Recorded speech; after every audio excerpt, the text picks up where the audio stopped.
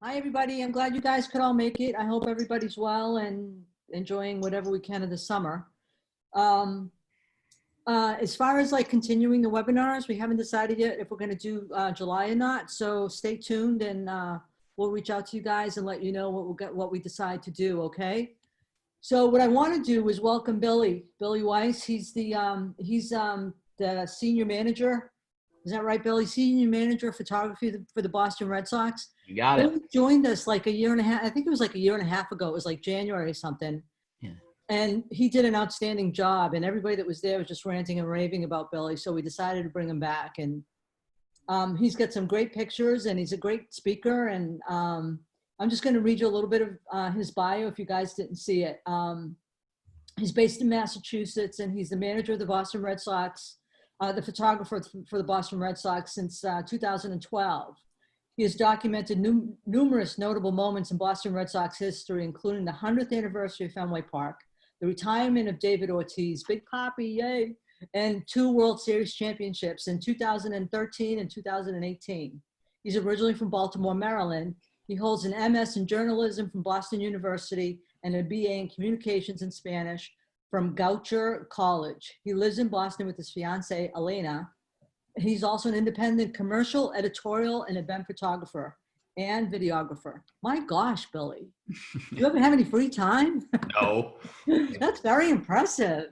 All right, you. so listen, guys, we're going to do what we did before. If you have a question, type it in the chat. Dan and I will be looking at it, and we can read Billie the question. If you want a hand. If we can, we'll try to leave it all until the end. That way we're not interrupting him because he's got some awesome material. But again, type on the chat, and we'll get back to you as we can. All right. So the only person you're going to see now is going to be Billie. So we're going to go silent. Let us know if you need anything through the chat. Thanks, Billie. We'll see you. All right. Thank you, guys. I'm going to just share the screen real quick here and just get the presentation up and running. And if someone can just let me know, just confirm that we're going, you can see. Yep, we can see it. Awesome. Well, hello, everybody. Thank you so much for having me. It's really an honor to be with you guys again. I know the circumstances are not ideal, and it's not as fun as being in person and talking photography together, but I think it's awesome that you guys have, found a way to continue to come together and talk and meet and present.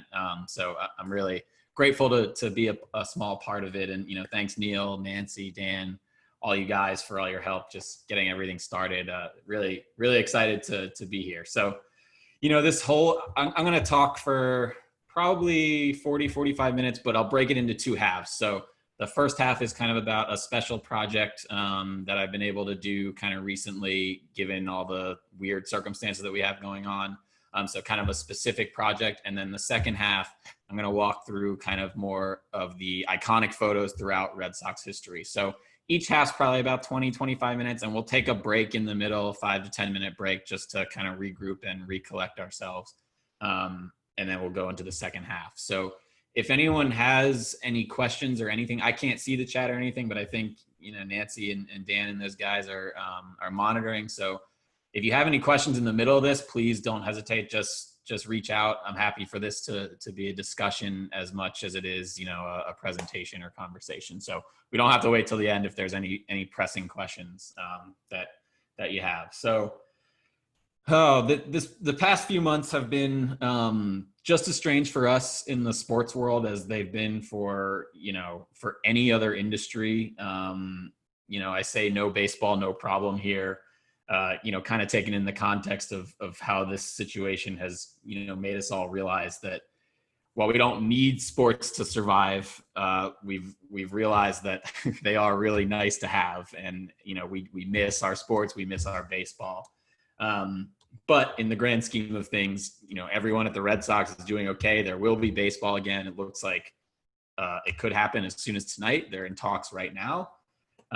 So, I just wanted to kind of start with a little bit of context as far as where, the past few months have been with us and how we got to this point where this special project is that I'm going to talk about. So I'll just backtrack a little bit. So taking you back to early March for spring training, This was just like any other spring training. You know, we were in full swing, getting ready for another season, coming off a disappointing year last year, but you know, feeling optimistic about 2020.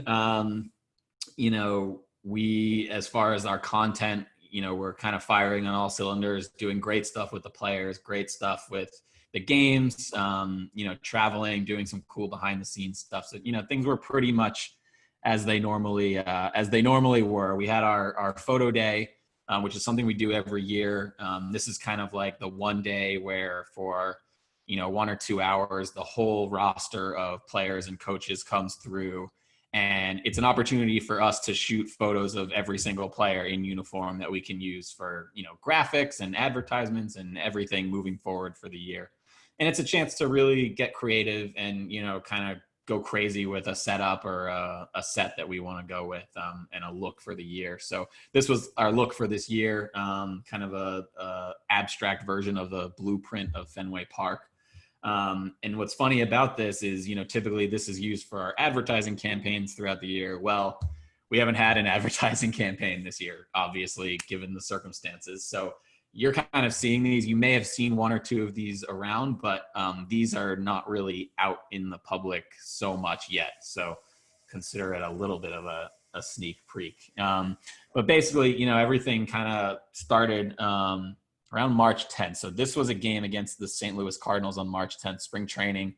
Full stands, full stadium. But I guess kind of when the news was starting to come out that the virus was coming around, and you know, things were a little bit weird, but no official rule, no official news at that point, just kind of hearsay.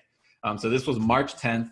Then the team goes on the road the next day, March 11th, and they play a game, and then that was it. Everything like completely shut down immediately at spring training. And I mean, like really quickly, like the facility was cleared out at JetBlue Park. You know, players go home, staff go home. It was just like lights off, everybody out of there.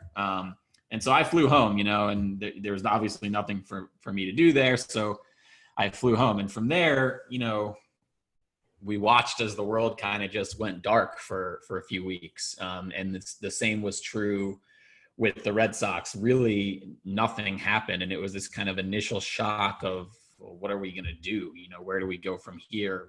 There's no, you know, just a million questions flying around. Are we going to have baseball? How are we ever going to recover from this? You know, there's a million different questions on everybody's mind. And the whole organization, you know, like the rest of the world was pretty much frozen. This was, I would say for 3 or 4 weeks, this photo was the only thing I shot, you know, that whole time. And this was what would have been opening day, 2020. So every opening day, we have a tradition with the photographers at the Red Sox where we go in for the sunrise on opening day, and we shoot the sunrise before the park, you know, fills up on opening day. And it's kind of like a tradition. And I was able to get special access to go in and do it. Really eerie. I mean, there wasn't a soul in the ballpark. Wasn't a great sunrise that morning. It was kind of a rainy day, but I guess maybe fitting for the mood and how things have gone so far this year. So things were dark for a while, but you know, we kind of realized we can't really just go silent. You know, I work as part of a really awesome team full of content creators, you know, photographers, videographers, graphic designers. And we, you know, after 3 or 4 weeks, it was just kind of like, well, we can't just disappear. You know, we can't just go dark and stop doing content because there's no baseball. You know, we don't know how long this is going to last. So we need to find a way to stay relevant. But it's not really just about staying relevant. It's also kind of, you know, we really were forced to go and look at ourselves and our core principles of like, okay, at its core, baseball is there to entertain people and to be enjoyable. So we're seeing ourselves as entertainers during this time and maybe a distraction during this time when things are pretty grim, and, you know, everyone loves baseball. So we're going to try and continue to do these things. And, you know, so our department as a whole, we kind of just worked as like content creators from home, from our living rooms. The office was closed this whole time. We still haven't really been able to get into the office. So we just kind of worked with what we had at our disposal from home, in all kinds of mediums. Photography, of course, we have a really deep archive of photos, which I'll touch on later, which we're able to put to good use. for Instagram posts and Twitter posts and graphics like you see here, infographics, quote graphics. Our designers kind of, made these custom wallpapers, and we even kind of had our players for a couple like Zoom sessions like we're doing right here. So really, we were just trying to stay kind of, relevant and in your minds during this time. And there were a couple things that happened at Fenway, as things kind of started to slowly open back up, or, we kind of slowly started to understand the grounds crew kind of put this pattern in the outfield for, appreciation of the frontline workers, nurses, and other, healthcare workers. This was like a special event that they had, some nurses come after a 12-hour shift on the COVID unit, and they were able to throw out the first pitch and run around the bases. And this was used on the Some Good News segment on YouTube with John Krasinski, who's the actor, comedian. And, there was the Memorial Day. They dropped the flag to the empty stadium on Memorial Day, kind of a tradition that we usually do during the game if we have a game on Memorial Day. But the thing that you notice with all of these events is it really has nothing to do with the players. And, I think, at least my opinion, is that one of the main things that our fans cling on to about the Red Sox, if not one of the most important things, is the players on the team and the unique, individual personalities that make up, this team. And so I felt like there was kind of this void of the players' voices or the players' images, throughout this whole stretch. And so in normal times, which we are certainly not in, I love to shoot portraits of our players. Each and every season, I try and shoot as many, exclusive portraits of our players as I can. And, I feel like this is our opportunity to kind of unleash our creativity as a photography staff and really do whatever kind of concept we want with no limitations on the look or the feel or the concept that we're going for. Not really work under any real restrictions. And this is also a chance for us to kind of get access to our players, build that relationship, get the FaceTime with the players, and kind of that, FaceTime, those couple of minutes with the players, in turn builds that level of trust. And that level of trust allows us to kind of do all this other cool stuff that you see us doing behind the scenes, going to the players' homes, riding along in the cars, things like that. So that's like a goal of ours that we do every year. These are some examples from past years, from the past year or two. But obviously none of that has been happening this year aside from spring training. So I decided, I'm going to take matters into my own hands and pretty much work with what I got here and try and do this myself. So, along with the other people in my group, our creative group, we kind of came up with this concept of the Boston Red Sox FaceTime portraits. And this was something that we'd kind of kicked around for, a couple of weeks within our group, but everything that we do right now is so hard to gauge because, things are so day to day right now that like you could shoot one thing one day and then by the time you're ready to post it the next day, it's like totally irrelevant or the story's changed completely. We for the past 2 months, everything about the season has been very uncertain day to day. So, it was something that we kind of thought about for a while, but ultimately we decided, we're going to try and go for it. Now I can't say that I invented this concept. This has been happening even before the whole coronavirus situation and people were locked to their homes. This is a trend that has, been going around in photography for a little while now. So I can't, take credit at all for inventing the concept, but I have been inspired by other people and other groups and the different ways they do it. So these are just a couple examples of where I'm kind of drawing a little bit of inspiration from. So GQ did a really cool thing where they shot these guys, but then they kind of juxtapose it in this kind of graphic design. So the photo kind of became part of a graphic design. And then there's a really great photographer out of London, actually, Heather. And she kind of went and did the straight up like actual screenshot of the FaceTime. So you can see it's a little bit like pixelated. The quality is not as there, but she kind of like embraces that and uses that as part of the overall aesthetic of the photo. So she's actually like physically screenshotting, using the screenshot feature on her phone and saving those images. And then Jeremy took it to a different level. He actually used a projector and he set up like an actual set in his studio. So the frame is the set, and then he projected the image from FaceTime onto the set and then took a photo of the set. So there's like a couple different approaches to this. And I kind of had to figure out, you know, how was I going to put my own spin on it, put a baseball spin on it or a Red Sox spin on it. So I kind of, you know, took inspiration from all of these. And I said, you know, I'm just going to try and do this in my home. I live in a 2-bed condo. I don't have a studio. I don't have a lot of gear here, a lot of equipment here. That's a conscious decision. You know, I try and keep my work separate from my home, you know, and so most of the gear that we have, I keep at Fenway, and I keep kind of a light kit here. So, you know, I was, like I said, I've been locked out of the park this whole time. So I don't really have access to a whole lot. So I was just like, I'm just going to work with what I got. And I decided, you know, my stylistic approach to this is going to be to kind of like build out a little bit of a set and kind of create some more Red Sox related or Fenway or baseball related context.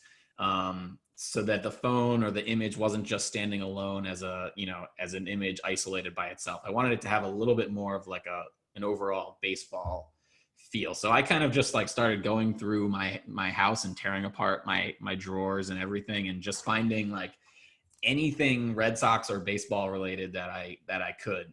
So went through my closet, went through Elena's closet, stole some sweatshirts and shirts and, you know, things that we had lying around, you know, baseball caps. I am lucky enough to have the 2 rings from 13 and 18. So I figured those would be good props to use. And also my just publications that we've done over the years with the Red Sox that show imagery of the players. So these are like calendars, magazines, brochures, pamphlets that, you know, feature, you know, my photography or our staff's photography. That I thought, you know, maybe I could use as props to kind of help build this thing out. So, you know, I gathered all these things together, and you kind of started to realize that you could build like a little mini baseball themed world out of just this junk that we had, you know, lying around the house. My old baseball gloves, a ball, a hat, you know, simple little things like this. And then I would leave kind of a spot for the phone to rest in, and, you know, and then I would kind of tailor make this scene for each player. So as I went player to player, I would change up this set, change up this scene, so that it was a little bit more unique or a little more specific to that player, that player's imagery, that player's story, that player's kind of overall style or flair. And it just kind of came together. So now don't judge me on the bar here. I swear I haven't been drinking my way through quarantine. I just, this was the only kind of open space that I could make this little studio.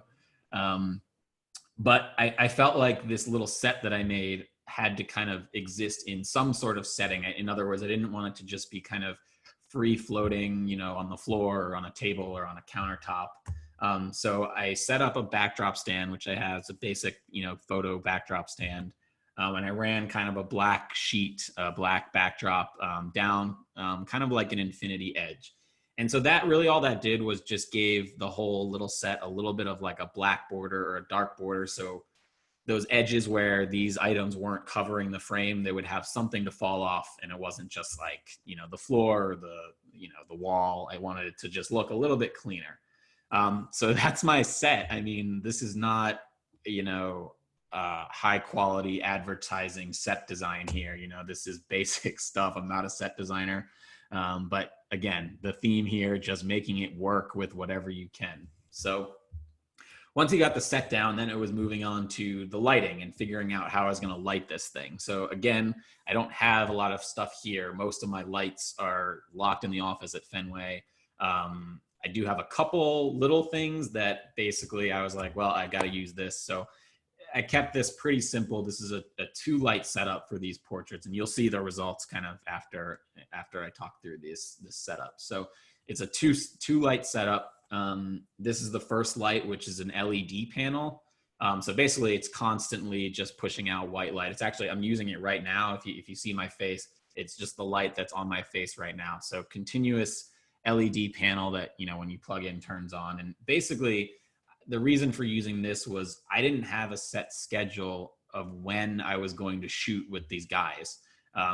It could have been in the morning, it could have been late at night, you know, and with the windows in my condo, the light's always changing. So I wanted to use this basically as just a consistency factor. So regardless of how bright it was or how dark it was outside, you know, this would be the consistent main light throughout all of them that I could really control the conditions with. So that's the first light. Second light is a strobe light. I use the Pro Photos, which I happen to have here, that I took home with me from spring training. So this is the Pro Photo B1 Air. It's a strobe light. And basically this fires every time I fire the shutter on my camera. So I use this not so much for adding more light to the scene, but actually to add color.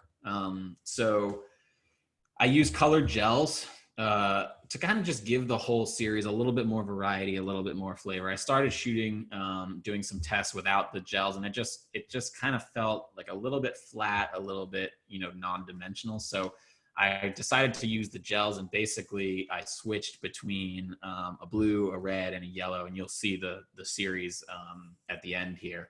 And it's just kind of, the gel here just casts like a colorful hue over the, you know, over the whole scene. And together, like, it was the balance of this, you know, colored gel with the continuous white LED panel to get the lighting I want of. Now, this is a very, very crude example of a diagram of how I set this up, but picture the human in there as the phone with the guy on the other side. And then basically just 45 degrees for each light and the camera right in front. So it just goes to show, you know, you don't need a ton of gear to be creative. You don't need fancy equipment. You don't need a crazy studio setup to be creative and do great photography work. You can do it with whatever you have. You know, I think I was lucky even enough to have these two lights with me, but if I didn't, I still would have figured something out, like with a flashlight or anything that you have around your house, you can use and make it into art. So, you know, basically after that, there was just one thing left for me to do, and that was to shoot.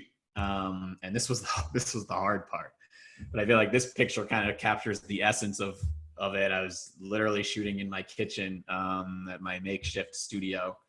But again, very, very challenging, not because of the level of difficulty of actually shooting the picture, but, of coordinating and communicating with the players.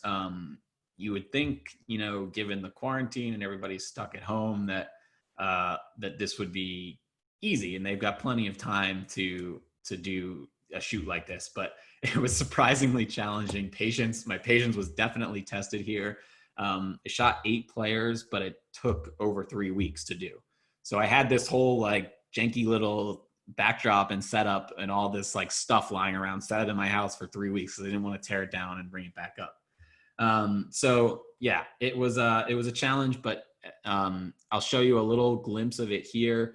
Hopefully the video works. I have a YouTube channel, and the full version of this video is up on my YouTube channel. It's just Billie Weiss. So if later on you want to check out the full video, it's a kind of a cool behind the scenes look at this project. But here's a little 1-minute snippet of how it went with interacting with the players over FaceTime and what that kind of looked like.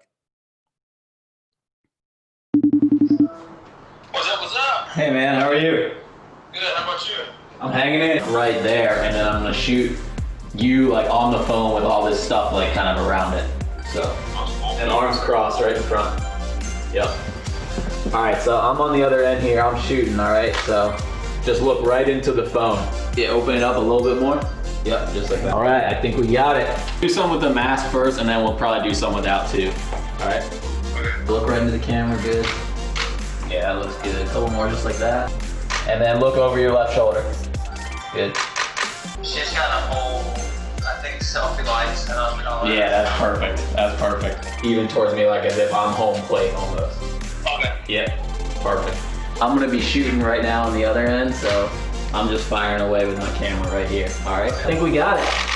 Please, look forward to checking it out. We put it on Instagram. Yeah, I'll send it your way. Is this weird, like being on the other end? Yeah. I'll make sure I what I'm doing or what I look like.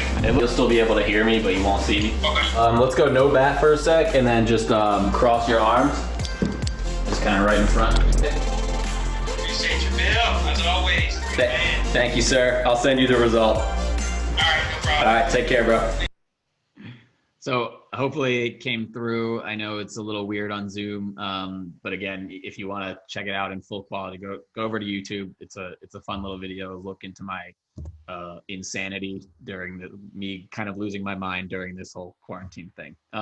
But you know, as you can see, it's a weird way of shooting, but it's not a natural way to do things. But I did try and approach this once I got them on the phone, as I do every other portrait shoot that I do with the players, or really anybody in particular. And so these are kind of my general like rules when it comes to dealing, or takeaways when it comes to dealing with a subject, shooting a portrait. And I try to treat it exactly the same. So, you know, give a clear explanation of what the concept is. Whenever I meet with these guys, to do a portrait, I always tell them, look, this is what we're trying to shoot. This is the idea I'm going for. And here's an example of what it looks like, you know, a test shot or something that I've done with another player. So I always kind of give them a little bit of a prep before I even take a single picture. And I feel like that always puts people at ease a little bit and kind of helps them understand the concept you're going for. Now, with this one in particular, I really had to plan my poses ahead, because it's like you're lucky enough just to get them on the phone. You don't really have a lot of time to like dilly-dally around and try different things. So I kind of, you know, had each pose worked out in my head for each guy ahead of time, just so it wasn't like this awkward back and forth over the phone where it's already kind of an awkward, weird thing. And then finally, it's just, you know, be clear, be direct, tell them what you want to do. Don't ask them. I always feel like whenever you're shooting a portrait, if somebody has gone so far to agree to do the session with you, then they're there and it's your time and you're the guy in charge or the girl in charge. So once they're there, you know, tell them what to do. Don't ask them. It'll go quicker. It'll go easier to make everybody feel better. And so those are kind of what I just tried to do, the same thing that I normally do, just over a phone. And so here are kind of the results, and, you know, I'll cycle through these just kind of quickly. So this is Matt Barnes, the pitcher, one of our bullpen pitchers. I told him to bring props, like, you know, if they're a pitcher, bring their glove. If they're, you know, an infielder or outfielder, bring a bat.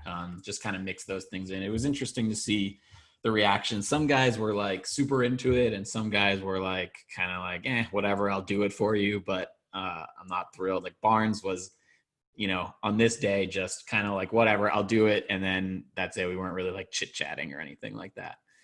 This is Benintendi. Benny is not the hugest fan of having his photos taken in general, but we've worked together for a while now, and, you know, he trusts me. So he was actually surprisingly really excited about this. And I just felt like I shot both with and without the masks for every player. I didn't know what we were going to use or what was like politically correct or what would make the most sense. But I just thought Benny's mask was so cool, the American flag mask, that we had to go with that one. So let's see, it looks like I froze here. Oh, skipped one. Yeah. Okay. JD here. So JD Martinez, I'll tell you guys, if we had gotten JD earlier on, this project would have been done 2 weeks before it ended. Like JD was the last guy we were waiting on, and it was like every day was like, yeah, this time, and I would make sure that I was there at that time, and then it just didn't happen. And finally we got him, and it was like 11 o'clock at night, like, you know, and you just always kind of have to be ready. But JD's awesome. He's a great guy, so I appreciate it. So this was Xander. You know, Xander is in Aruba, you know, so he lives in Aruba. So I used the FaceTime app for every one of the guys except Xander. Given that he's international, this is what he likes to use. He likes to use WhatsApp. And FaceTime gives you the option to remove yourself from the picture, but WhatsApp doesn't give you that option. So this is the only one that you'll see. You can actually see, if you look closely, you can kind of see me in the frame, like shooting the actual portrait. And I figured, you know what, I'm just going to leave it in. I don't like to Photoshop things, and it's just kind of also like an interesting look at the process. So that's the only one that I actually kind of see myself in. Michael Chavis, he was super excited about his mask, the Batman mask. So I wanted to make sure these were like nice and up and close to show the mask, which he was very proud of. And then we have Christian Vasquez, our catcher. Christian did it right. So his wife had one of those like selfie lights, or the circular like lights. I don't know if they're for like makeup or selfies or whatever. But in the middle of our shoot, he was like, oh wait, let me go get this. And his wife like brought it over, and it actually, you can see like it makes all the difference. Like I did a little bit of, moving the guys around to get, to a spot where it was good lighting. But again, I didn't have a whole lot of time with most of them, so I didn't want to worry too much about it. But it really does make a difference on his end, having a light and, kind of thinking about like how I would light a portrait.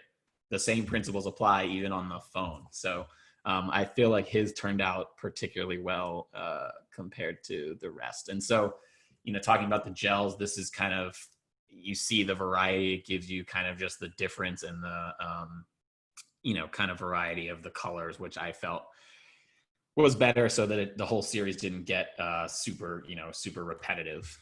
So this was, something that I feel like will mark the times. We talk about how photography is a way to document history. This was an unconventional way of doing so, but I feel like we will look back on these and, be reminded of what a strange time this was.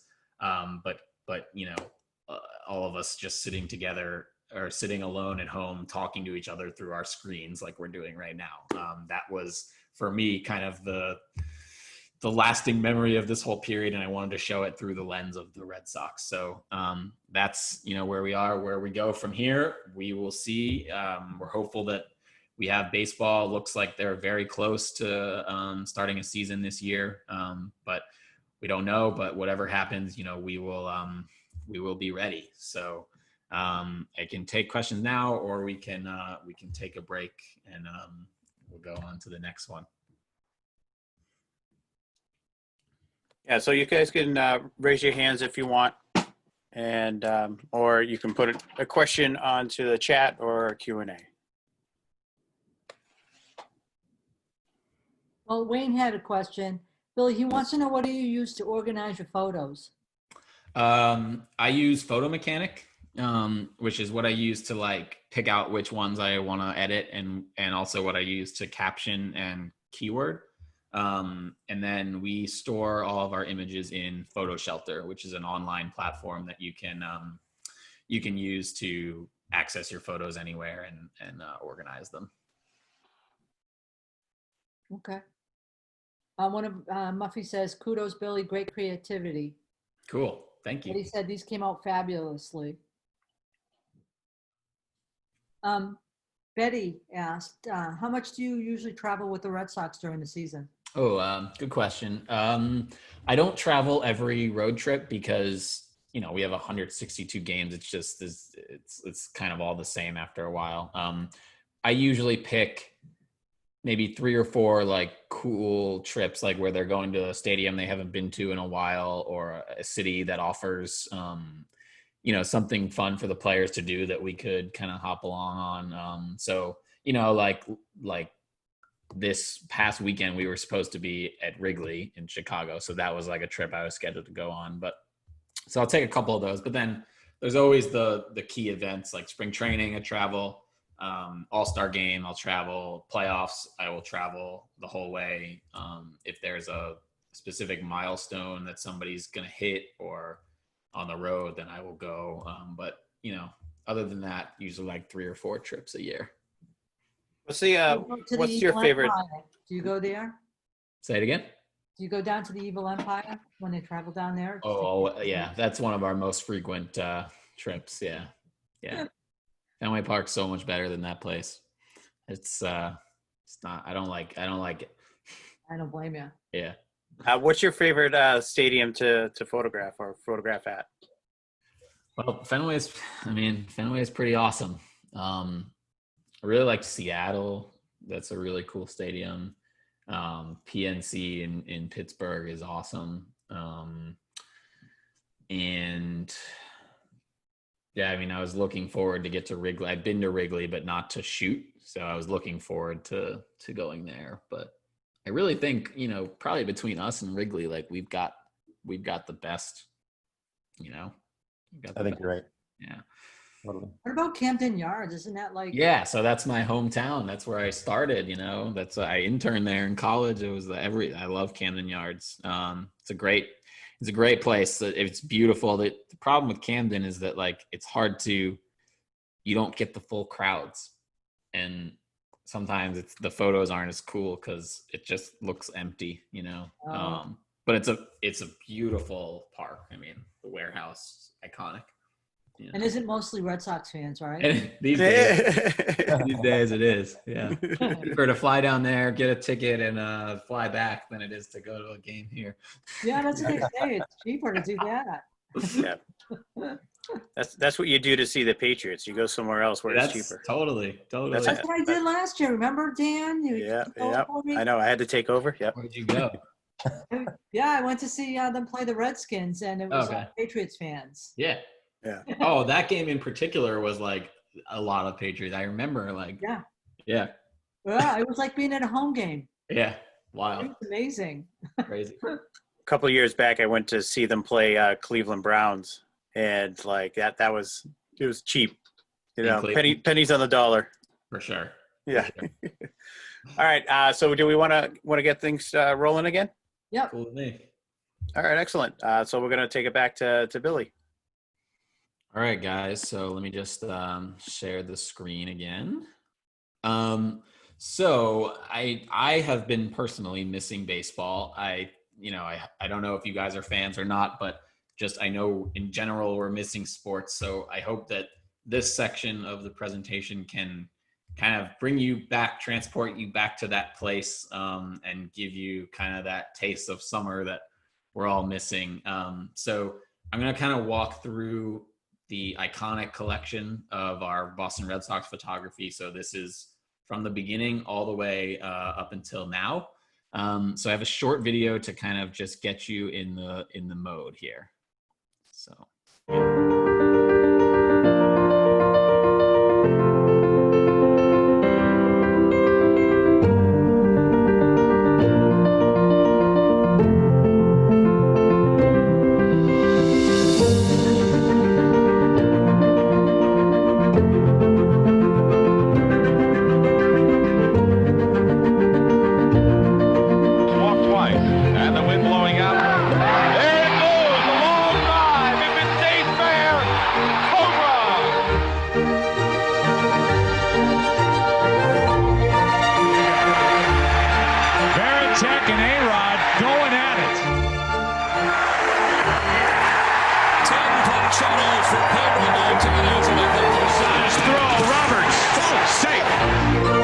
He underhands to first, and the Boston Red Sox are the world champions.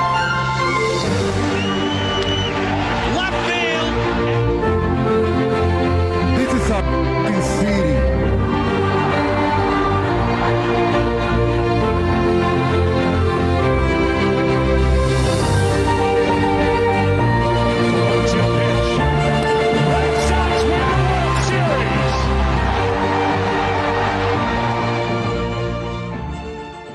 So if it didn't come through clearly, I will send you guys the link. The Red Sox actually posted this to social media just pretty recently, actually. So I'll send you the link so you can, make sure you can watch it full. But basically what you saw was over 100 years of Red Sox history in like 2 minutes. Pretty amazing if you think about the span of time that a video like that covers.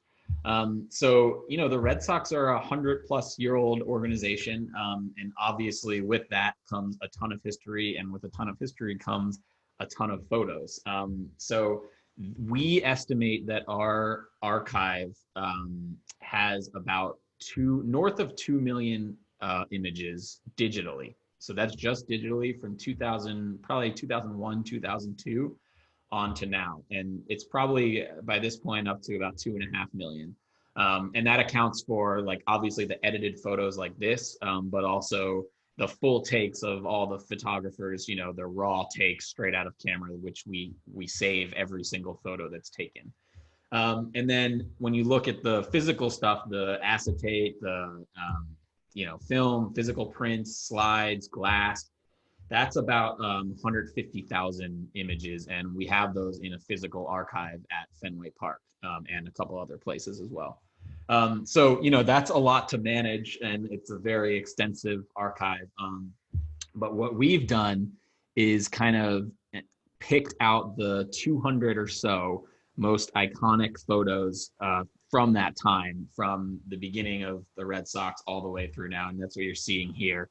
And this pretty much covers every era, every great moment, every great photo from the beginning all the way up until now. We don't have 2020 in there. We usually wait till the end of each year to reassess. So what I'm going to do here is kind of just highlight a few of them for you. Some of them that you saw in that video, and you know, just talk through some of the interesting kind of backstories of each of them that I've learned over the years of managing this archive. So this is what we believe is our oldest photo, or one of the oldest photos. Things get a little blurry, a little bit, you know, hard to really know from this far back, but this is from 1908. So this is Cy Young. He was a pitcher. You can tell it was 08 by the uniform. That iconic sock on the jersey was the pre-1910 jersey. And Cy Young, we all know now, is the award for like the best pitcher in the league every year. That trophy that he's holding there is not the Cy Young award. The award wasn't invented until after he passed away. So that this was likely some sort of award that he got from 1907, the year before that. So that's kind of like where our archive begins. So this is pretty wild to look at. So this is what was known as Yawkey Way, now Jersey Street. This is 1912. So, you know, a very different look, but still fascinating that it's a familiar scene. And when you go to a game today, it's pretty much exactly as you see it here, obviously without horses and people in long trench coats and everything like that. But it's the same building, it's the same iconic facade. And if you look really closely here in this picture, there are some like baby trees that were just planted on the sidewalks. So those trees, this is the same trees that are here today. So they've grown over 100 years, and it's cool that those trees are still there. And this was kind of like the start of it all, you know, when it began, I guess you could say, at Fenway. This is the team photo from 1912. Okay, so the 1912 team won the World Series. This was the second World Series championship for the Red Sox.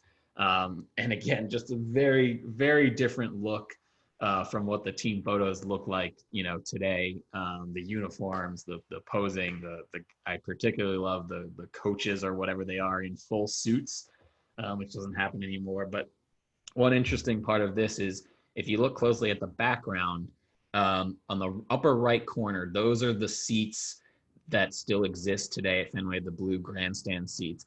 But this was just when they were starting to be added in, and all this other area on the left was just like clean bleachers, which is what it was for a while before they actually added individual seats. So it's kind of cool to, you know, see the early progression of that. So this is Babe Ruth, iconic player, kind of the first superstar of baseball, I guess you could say, the first kind of big name player that everyone was gravitated to, kind of a celebrity figure. And, you know, I just think this is a haunting picture, a beautiful, beautiful picture. It's simple, and I feel like it's a good reminder for photographers now that, you know, even a simple picture that literally just documents something will hold up in time and will be fascinating to look at in time. It may be an average picture right now, and this may have been an average picture in, whatever, 1915 or whenever this was. But we look at it now and it's beautiful, it's iconic. So just something that I try and keep in mind when I'm shooting is that everything you're shooting is history. And this is a good example of that. So speaking of the Babe, this is the team photo from 1918.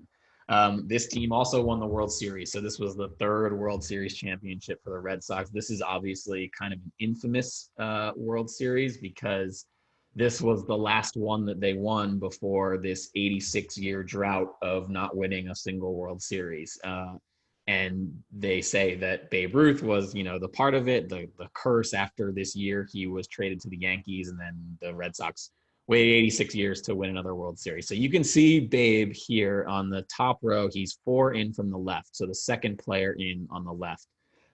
Just kind of cool to see him in, in character with his team before this whole supposed curse happened. So this one, fascinating photo. This is 1946.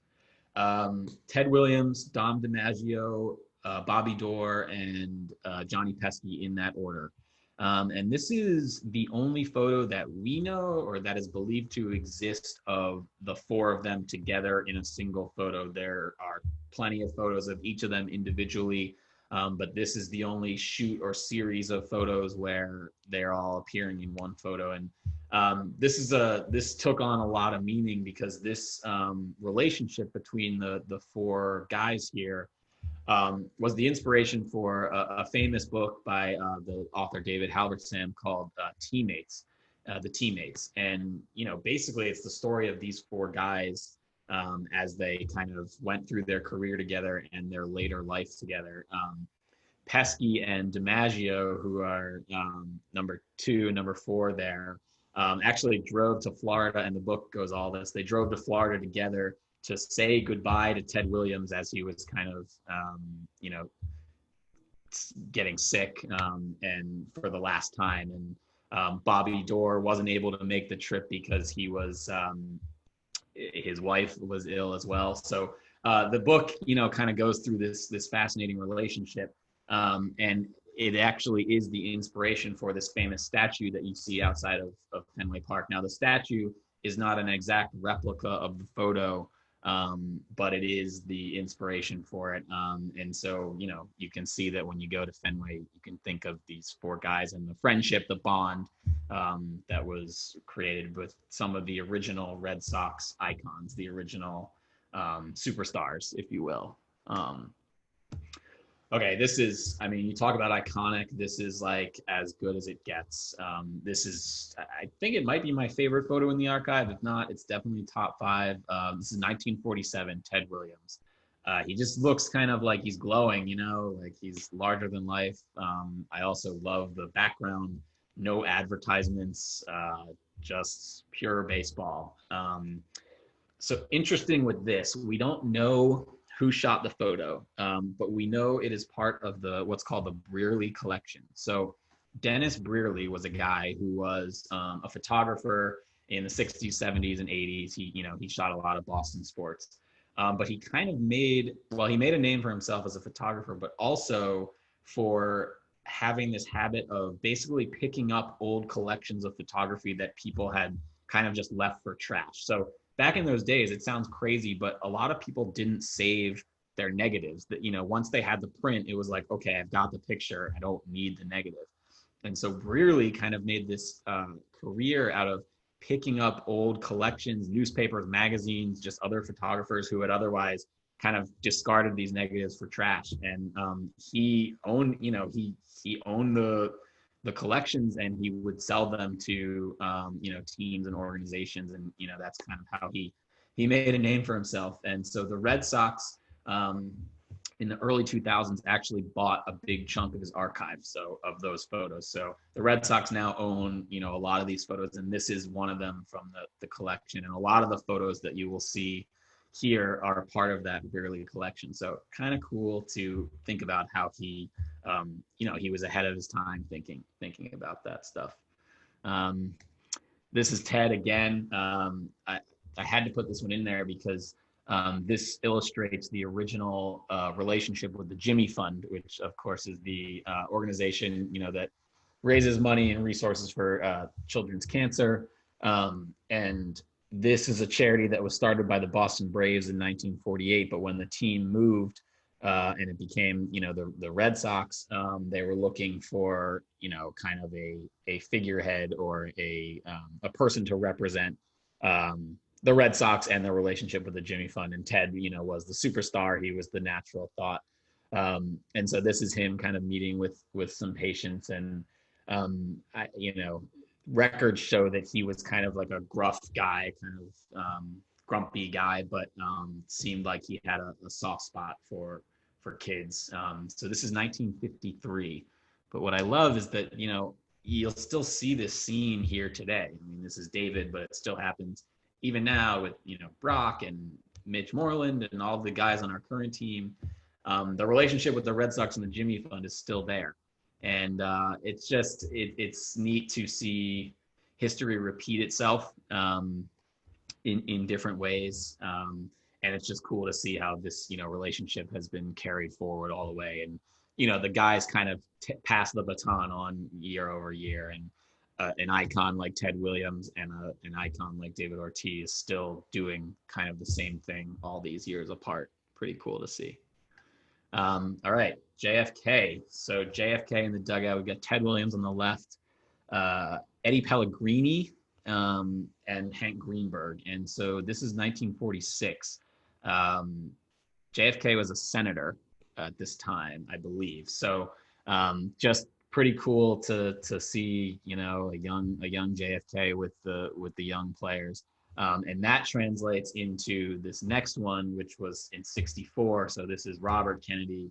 And this was a game that they did in JFK's honor after, he was assassinated. And it was a fundraiser for the Jimmy Fund. So the whole game was basically a fundraiser for the Jimmy Fund. And, Robert gave what was documented as a very, very emotional speech. And this is kind of that moment. There's a couple other things that I love about this photo. The photographer there, it just shows the times. I just love his whole look, his whole aesthetic, compared to like what we look like now, totally different. And then also in the upper left corner, the early signs of the Citgo sign. Obviously it wasn't Citgo yet, but you still have that triangle, which is cool to see, how the park progressed and that kind of started. So, kind of the historical, social side of history in Boston, as well as the sports. Okay, this is 1967, the World Series. Not much to this photo. I just feel like you'll never see a photo like this now. Just a classic, iconic photo. I actually have this one hanging in my home here, just because I love it so much. We jump ahead to 75. So this is the 1975 World Series. During batting practice, and a whole bunch of media and other personnel around the batting cage, and that's Pete Rose in the batting cage there. So pretty cool to see this moment. And people always talk about how like, there's so much media now and everything, and this is another case where history kind of repeats itself. This same exact scene plays out today here. Probably more bodies now, but still pretty cool to see all those bodies back then, all this hype, all this attention around, a superstar player like Pete. Again, I'm just fascinated by how these photos kind of stand the test of time, and also how in a lot of cases they repeat themselves. And then you'll see a couple more examples. Okay, so everybody knows this shot. This is Carlton Fisk hitting his iconic home run in 1975 World Series, waving the ball to stay fair. This is a shot that has been reproduced everywhere. It's a very famous photo, but this is actually taken by an Associated Press photographer, not a Red Sox photographer. So the Red Sox AP owns the original copyright to this photo, but the Red Sox have bought like a partner license to it. So basically we do have limited uses of the photo, but this is not our shot. Our shot was actually this one. I'm freezing here. Oops. Yeah, so this was the Red Sox photographer shot from that moment. So even back then, there were different photo wells, there were different positions, and it's just you never know when you're going to be in the right spot or when you're going to be in the wrong spot. I mean, this still happens to me today, where I wished I was somewhere else for a great moment and I didn't really get a great picture from where I was. So just kind of interesting to see that that dynamic play out. You know, it's like right place, right time, kind of thing. But this one, you know, so there's kind of like an untold story here. So this was also on the broadcast. Everybody's seen the video of him waving it fair. So the TV broadcast, there were only 2 cameras at the time. There was one in the Green Monster and one behind home somewhere to track like the ball flying out of the stadium on the home run. And back in those days, they were told to always track the ball. Like the reaction shots of the players in those days weren't really stylistically popular. It wasn't really something that broadcast did a lot. So that video, the urban legend goes that the videographer who was in the Green Monster getting that shot, there was a massive rat right at his camera, right at his leg, like right as this moment was happening. And the producer was yelling in his ear to follow the ball, follow the ball. But he was so distracted by this that he just kept the camera. He was so distracted by the rat that he just kept the camera on Fisk. And it turned out to be an iconic shot and kind of changed how videography in sports and sports broadcasting worked from then on. So kind of an unknown little story about these two photos here. So we move into the beginning of the color era. This is the very early beginning. This is 76. And just like the beginning of, the digital era around 01, 02, there were photographers who were diving in head first and trying to figure out this brave new world of color photography. And then there were photographers who were kind of more purists and stuck to the black and white and acetate and all that stuff. And this was just a cool example of an early color, really bringing things to life. So this is Jerry Rice, Fred Lynn, and Dwight Evans, who comprised the outfield, like the big 3. This was kind of like the first big 3 of sports, you could say, or of baseball. And kind of cool to see these guys. These are all in their rookie years. So Lynn won Rookie of the Year in 75. Rice was really close. This was Dwight Evans' first year. So kind of cool to see 3 young guys in their prime. Yaz retiring, this is 1983, kind of giving the curtain call. He never wants to be the center of attention. He's still that way to this day. When you have him at Fenway for ceremonies and recognitions, he doesn't want any part of it, but everyone obviously wants to see Yaz, so he goes out and does it. But the face kind of there kind of just explains it all. So really, really great shot. This is Jim Rice in 1980 making a catch. So I have 2 points about this photo. The first is that if you think about the history of left field, the Red Sox, Ted Williams had the position forever. He was 39, I think, to 60. So to over 20 years as left field. Then Yaz came in and he was, 20 years as the left fielder, and then Jim Rice. And so basically over the span of 50 years, you only had 3 players that were left fielders for the Red Sox, which these days is just unheard of when you've got people getting traded every year and everything. It just doesn't happen anymore. So pretty cool to see that trajectory. And then also, this is a scene that, again, also happens now every day. I mean, you just see the similarities. That backdrop of the Green Monster hasn't changed at all. So I just love the similarities back and forth. Roger Clemens striking out 20 in one game, 86. Kind of reminds me of the Wilt Chamberlain photo with the 100-point game with the piece of paper that he held up in the locker room after. The Red Sox actually own this ball in their archives, so kind of cool little tidbit there. And then this is in 1990s. This is Dwight Evans.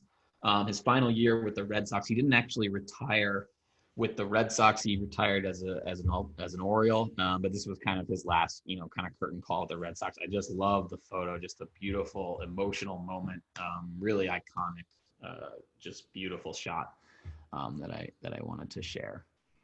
And then we get into kind of more of the modern time. So 99 All-Star game. So this is Ted Williams' last big moment before he would pass away. He died in 2002. This is 1999. This is the last the world kind of saw of him on a big stage. And he actually didn't want to come to the game. It was like a real struggle to get him there, to be honored. And actually one of the only reasons he agreed to do it was to promote his son's company. And so that's what his hat and his shirt is actually one big like PR stunt for his son's company. I forget what it is, but kind of a weird thing there. But I talked to the person who ran the pregame ceremonies for the Red Sox back in this time. And this whole thing with all the players, Ripken and Gwynn, McGuire, Sosa, this was not planned. This happened like organically. And so obviously made for a great photo, but not something they planned. It took them like 20 minutes to clear the field, but pretty great moment. And then we get into kind of this era of dominance, 04, the curse is finally broken. This is David Ortiz hitting one of his many dramatic walk-off home runs. Just a great clean shot from up above, kind of a different angle than you normally see. Everybody knows this picture, the Dave Roberts steal. What a lot of people forget is that, he was a pinch runner. Kevin Millar was actually the guy that got the hit. And this was really Dave Roberts' only appearance through that playoffs, but it was that run that eventually, gave them the lead, and the rest is history, going on to winning the World Series that year. But ironically, now he is the manager of the Dodgers, and we beat the Dodgers in 2018 to win the World Series when he was the manager. So kind of weird how that all came full circle there. Nothing crazy here, just a awesome shot of the parade in 2004, the first championship parade the Red Sox had won. I love the composition, just a classic fan shot. We moved to 07. I think when you talk about top 5 favorites for me in the archive, this has definitely got to be up there. This is Manny during the American League Division Series in 2007, hitting the walk-off home run. Doesn't get any more perfect than that. His pose, the fans' pose, the catcher walking off knowing that the game is over, the reaction in the dugout, really just says it all. Same with Papelbon, really expressive figure, always gave great emotion, celebrating after the American League Championship Series in 2007. Just a great shot, and they would obviously go on to win the World Series that year as well. You talk about the longevity of the Red Sox players and going through the generations. This shot kind of says it all. This is 2012, the 100th anniversary of Fenway Park. So they had every living alumni from the Red Sox there on one day. It was a really incredible day. But this was kind of like the lasting shot. You've got Veritek, Ortiz, and Tim Wakefield in the back there, and then Johnny Pesky and Bobby Dorr, who were two of the teammates that you saw in that old teammates photo. Just striking to see, photos like that from these guys when they were in their prime, to now as old men, and the young, current players and former players all together in one picture is pretty cool. 13 was all about the marathon, the marathon tragedy and Boston Strong. Pretty much the team put it on their back, put the city on their back, and this is the moment that captures really the whole season in one single picture. This is David Ortiz giving his, this is our city speech. Doesn't really get any more perfect from a composition standpoint. He got the pose perfectly. The background of the American flag, just a perfect shot. This was shot by Mike Ivins, who is the former Red Sox team photographer, who still works at the Red Sox, actually. Same thing kind of with the end, the conclusion. Johnny Gomes putting the trophy and the Boston Strong jersey on the finish line of the marathon during the championship parade that year, just kind of a symbolic closing out of that story, closing out of that season. And obviously a memorable run in 2013. We continue on to 2018. This is Benintendi's catch, leaping up against the Green Monster, kind of the ballet pose, but juxtaposed perfectly against the American League East division So this 2018 team went down as the best team in Red Sox history by the record. And so this photo just shows that, very clearly with the record up top there. Just couldn't have worked out any better from a composition standpoint. And then, you've got Mookie Betts, who I miss, but, kind of the modern day iconic equivalent of some of these other players that you've seen getting an ice bath. And this was the night they won the World Series in the clubhouse in LA at Dodger Stadium. All the players kind of like jumped in and got dunked and stuff like that. But Mookie actually brought the trophy in with him, which was really cool. Made for a really awesome shot. And that brings us kind of to what we call, like in our photo staff of the Red Sox, like the 4 4s. Okay, so we've got the 4 World Series championships right here. These are the 4 winning moments on the field: 04, 07, 13, 18. The moment of initial jubilation on the field, all shot by 4 different photographers. So pretty cool to have different people shooting the same type of moment and see how that plays out throughout history. Got 4 visits to the White House, 3 presidents. Going to be tough to beat the Obama Ortiz selfie, but kind of cool to see all 4 of those, the 4 trophies and the 4 rings. And that brings us to where we are now. Hopefully pushing for more here in the future. So I will happily answer any questions or talk about anything that anyone has.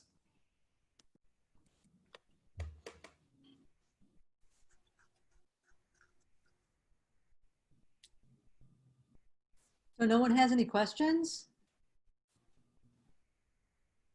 Find that hard to believe. Yeah. Those pictures are outstanding. I can listen to you and watch those pictures all night. Yeah. That's only the tip of the iceberg. I mean, there's a million pictures. Imagine. Kevin has a question, so hold on. I'm going to allow you to talk. So hold on a quick second, Kevin. All right, Kevin, can you hear us? His mic's not on. Oh, that's probably why. Is that better? Yeah, oh yeah, much better. Okay. Here we go. Just the question was, how many photographers who work for the Red Sox are typically assigned to photograph a game at the same time? Good question. Right now, it's just 2 of us. But normally we have at a minimum 3 photographers per game. Sometimes up to 4 or 5 for World Series and stuff, 8 or 9 or 10.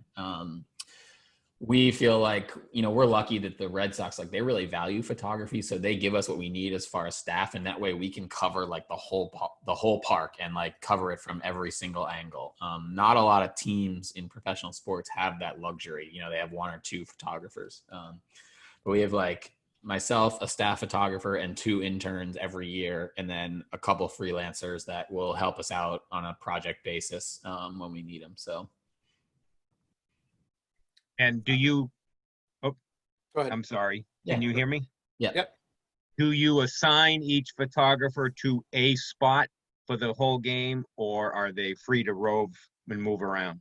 A little bit of both. It's funny, we were talking about it during the break. We start out with like a general assignment, but we like to keep it free flowing based on what's happening in the game. So, the feel of the game, you'll kind of move around, and we try not to stay too much in one spot because the pictures kind of get stale and, it starts to all look the same after a while. So we try and move around. Obviously, if it's like a really important game, we will have like a playoff game, like we will have assigned shooters in their spots, and also a roaming photographer or 2 who are roaming around and moving around. But like, so for those important games, like we do have people locked down, but general games, we kind of keep it free flowing. Cool. Thank you, Kevin. We're going to go down to the chat. There's a couple of questions. One from Linda Ellen. She is asking, what kind of camera do you use? So I use the Nikons. We're all Nikon at the Red Sox. We have a bunch of different ones. I use the D5s mainly for game action, just so you get the fast shutter rate. And yeah, we have a variety of Nikon lenses, from zoom lenses and telephotos all the way down to the wide angles. And then this is from Paula. She was asking, do they buy all your photography equipment for you? They do. That's the best, one of the best perks of the job. Yeah, interesting. So originally the Red Sox, when I came, had a deal, a corporate sponsorship deal with Nikon, actually. So their Nikon sign was like on the outfield wall. And as part of that, we would get loaner gear from Nikon every year to use for the season. And then we return it, and then they'd ship us new stuff the next year. But when that deal ended, we were like so deep into Nikon at that point that we decided to just purchase a bunch of that gear and, have it as permanent. So since then we've been Nikon all the way, and, every year we try and, upgrade our kit, except this year because we have no budget because of coronavirus. So this is kind of follows up the first question, but what from John, what equipment do you use, and do you use manual or autofocus? Yeah, equipment ranges from like a 400 millimeter for game action, big old lens that shoots stuff way far away, all the way down to a 70 to 200, which is kind of more of a mid-range lens. And then I'll have some sort of wide angle on me, like a 24 to 70 or a 35 prime or something like that. So usually I'm 3 bodies at a time for a game, 3 different cameras at the same time. And the second question... do you use manual or autofocus? Both. For game action, auto. That's why I'm so impressed with a lot of these photos that you just saw from the archive, because that was not a luxury that these photographers had. So, but I for like the portraits and stuff like that, where things aren't moving so fast, I will sometimes use manual just to make sure I'm like perfectly tack. The next question will come from Muffy. Will the Red Sox be having Photographers Day again next year, presumably? Yeah, good question. I really hope so. Yeah, we love it. We think it's an awesome event. I don't think it happened last year, and then obviously like this year it was on the radar, and then everything's shut down. But definitely on our radar for next year. Yeah, we hope to have it back. So if you guys are interested, let us know if you think there's interest there, and we can. Oh yeah, for sure, for sure. Sure there is. Yeah. Then now we have a question from Wayne. I'm gonna open it up to you. Cool. All right, Wayne. Can you hear me? Yes, I can. So, Billy, do you have specific assignments for the photographers that you have on the field, or are they just free to do whatever they want? Mm-hmm. Good question. A really good question. Both. We pay attention to the news of the team or the news of the day. So there's always like storylines happening that we focus on, and that kind of guides our shooting. But then also there are some like assignments that we have to do. Like we'll get a request for, we have to go up to the suite to photograph this event happening, or we need a certain type of fan, like we need students or whatever, pictures of that stuff. So there are assignments. And then like for our interns every year, I also do give them like some challenges and assignments to work on, so that, they're thinking about how they're photographing and stuff like that. But mainly it's kind of just paying attention to the flow of the game and the flow of the season, and paying attention to like those storylines for the most part. Kind of a balance. Thanks. Yeah, thank you. Does anybody else have any questions?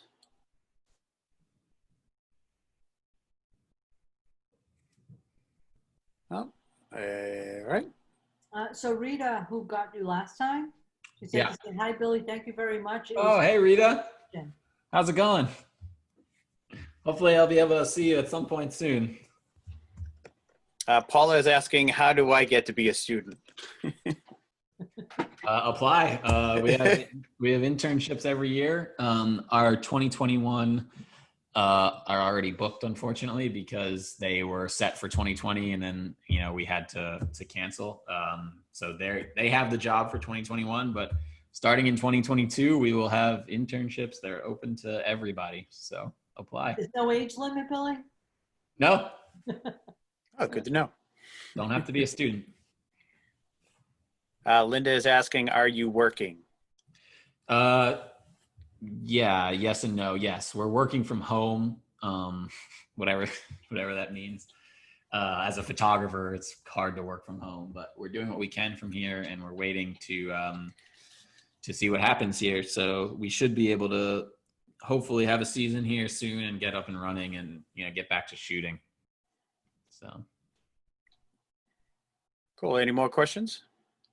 Billy, were you able to shoot the Dropkick Murphys when they did their concert there? I was. They got us access, and pretty wild event. I mean, no fans, no proximity to each other, everything socially distanced, masks. But it was awesome that they were able to pull this off, and it was pretty cool to be there. So yeah, I did shoot it. Got some cool pictures there over on my Instagram. I think the Red Sox posted some too. You can check out. So Cool. pretty wild. Yeah. Are you allowed still to go into Fenway Park and? It's like it's like a approval thing. Like if I need to be there for a photo or whatever, I have to line it up with security and go through a million hoops and stuff to get there. I can't just like walk in like I normally would. So we'll see what happens if and when the season starts, like what the protocol is. But it's pretty weird right now. Can't just go just to go to work, has to be like a reason to go. Uh-huh. Yeah. Well, I hope you get back to work soon. Thank you. We need baseball too. We need it. Yeah, we need it. No doubt. Summer without baseball. It's kind of weird, right? Not It what you- is. It really is. um, I mean, this whole year has been weird. crazy. All right. What are we going to say we call it? We all set? Yeah. I mean, and if anybody else, hey, last call for questions. Anybody else, comments, questions, anything? If not, send me a DM. Get in touch. I'm happy to answer anything. Yeah, and like I said before, once I get that video, I'll do a little bit of editing, but I'll also forward all your links that you send us, Billy. Anything you do, your YouTube, your Instagram, Facebook, or whatever, anything that you want us to have you recognized, we'll definitely put it up there so people can check them out. Awesome. I appreciate that. Thank you so much, everyone. It's great to talk with you all, and stay safe, stay healthy, and enjoy the baseball if it happens. Yeah, right. On behalf of the club, Billy, we really enjoyed you. Thank you so very much for agreeing to do this. It was fun, and hopefully we'll be able to do it again. Thank you. I enjoyed it as well. I appreciate it, you guys. Yeah, thanks so much. All right. Everybody- Have a good night. Have a good night. Take care. Bye-bye. Bye-bye. Stay safe. Bye. All right. Well, that went really well.